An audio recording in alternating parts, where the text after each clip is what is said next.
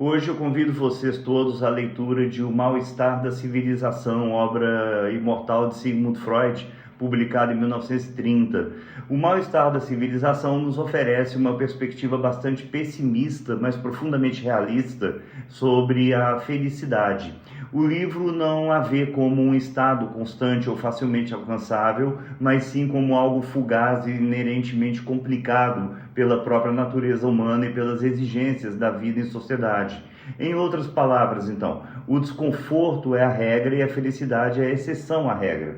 Na visão de Freud, o ser humano é regido pelo princípio do prazer, que busca a satisfação imediata de suas pulsões na tentativa quase que obcecada, desesperada de evitar o desprazer. A felicidade, nesse sentido mais primitivo, seria a experiência intensa da descarga de uma pulsão fortemente represada. Pense no alívio de uma fome intensa ao comer, ou a satisfação sexual, por exemplo. É um pico, um clímax, mas que, por sua própria natureza, não pode ser duradouro. Freud argumenta que o programa de ser feliz imposto pelo princípio do prazer é irrealizável na sua plenitude. Isso porque estamos sujeitos a 3 fontes inevitáveis de sofrimento.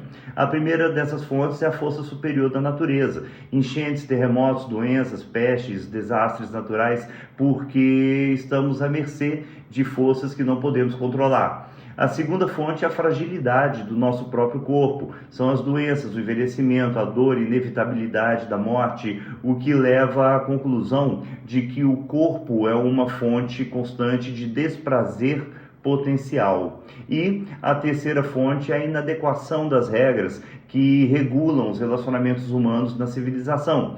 Essa é a fonte mais central do mal-estar. Para viver em sociedade, precisamos renunciar à satisfação irrestrita de nossas pulsões, especialmente as agressivas e as sexuais, e essa renúncia é o preço que pagamos pela segurança e pela ordem e pela proteção contra a violência dos outros. A civilização, ao impor essas restrições, nos afasta da satisfação plena e imediata das pulsões, que é a essência da felicidade para Freud. Assim, o que a civilização oferece em troca da nossa liberdade instintual é a segurança, mas ao custo de um mal-estar inerente. O homem civilizado troca uma parte de sua felicidade por uma parte de segurança. As estratégias, segundo Freud, para lidar com o sofrimento e a felicidade são algumas. Embora a felicidade plena seja uma ilusão, Freud reconhece que os seres humanos buscam ativamente maneiras de amenizar o sofrimento e alcançar algum grau de satisfação. Ele descreve na obra algumas técnicas que a civilização oferece, porém sem tecer aí juízos de valor sobre a eficácia delas em si, mas apenas como um observador atento. Primeiro, distrações. Trabalho intenso, arte, ciência, lazer, que são atividades que nos permitem menosprezar a miséria da existência. Segundo, satisfações substitutivas, ou seja, encontrar prazer em atividades que não são a satisfação direta das pulsões reprimidas, como a criação artística, mas a investigação também intelectual, cultural e o amor, que para Freud também envolve uma sublimação das pulsões. E por último, as substâncias entorpecentes, álcool, drogas e outras substâncias que nos tornam insensíveis, provavelmente a forma mais perigosa de lidar com o mal-estar e o sofrimento. Compreendam que um dos pontos cruciais de um mal-estar na civilização é a discussão sobre o sentimento de culpa. A internalização das proibições sociais, o superego, gera em nós um sentimento constante de culpa, que muitas vezes é inconsciente e se manifesta como uma angústia difusa, o mal-estar sobre o qual já falamos. Essa culpa, fruto da agressividade reprimida, é um dos maiores entraves na nossa felicidade. Então, raciocinemos juntos. Freud nos diz que a felicidade como um estado contínuo de prazer intenso é um ideal irrealizável, ok? A natureza como corpo e principalmente as demandas da civilização nos impedem de alcançá-la plenamente. ok também?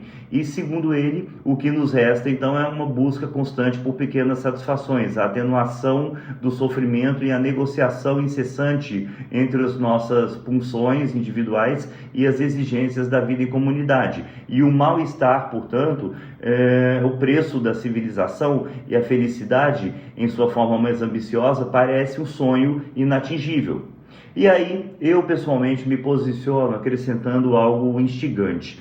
Todo esse desconforto não precisa ser apenas uma fonte de sofrimento estéril. Ele pode ser, e muitas vezes é, a engrenagem necessária e imprescindível à inovação. Muitas das grandes invenções e avanços tecnológicos surgiram da necessidade de superar uma dificuldade, um desconforto ou uma limitação, sejam elas a busca por abrigo contra o fogo, a criação de ferramentas para facilitar o trabalho ou até o desenvolvimento de medicamentos, vacinas, antídotos na medicina a fim de reduzir o mal-estar do corpo físico ou a insatisfação com o status quo vivenciado. Nisso, gente, nós não somos diferentes, curiosamente, dos crustáceos, por exemplo.